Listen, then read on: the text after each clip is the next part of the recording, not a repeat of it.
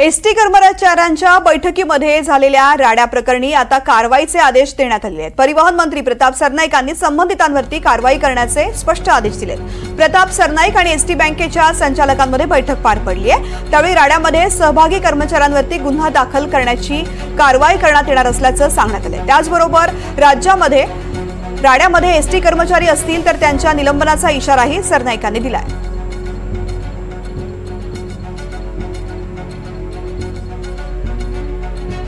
मंडळामध्ये काम करणाऱ्या कर्मचाऱ्यांनी जे एसटी महामंडळाचे निवडून आलेले सदस्य आहेत त्या सदस्यांनी बैठकीच्या दरम्यान गोंधळ केला। ज्या पवित्र सभागृहामध्ये एसटी महामंडळाचं सगळं काही सर्वस्व आहे त्याच ठिकाणी सर्व काही जे ठराव पास होतात त्याच एसटी महामंडळाच्या सभागृहाची त्यांनी मोडतोड केली, भांडणं केली, मारामारी केली। त्या सर्वांवर पूर्णतः कायदेशीर कारवाई करण्याचे निर्देश मी एमडीना दिलेले आहेत, भले तो कुठल्याही पक्षाचा असो कुणाचाही असो।